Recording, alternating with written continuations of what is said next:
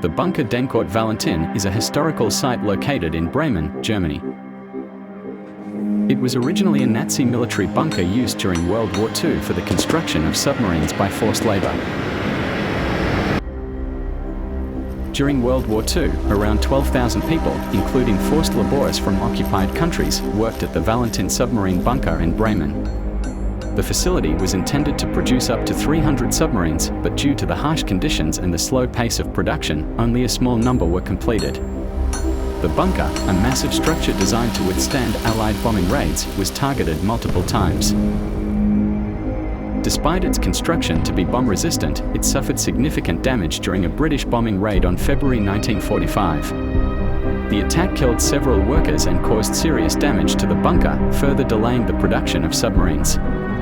The bombing raids were part of the Allies' efforts to disrupt German war production. After the war, it was left abandoned and later transformed into a memorial and educational center. The site now serves as a place to remember the victims of forced labor, with exhibitions focusing on the history of the bunker, the lives of the workers, and the atrocities that took place during the war. It offers a powerful reflection on the impact of Nazi crimes and the history of the Holocaust.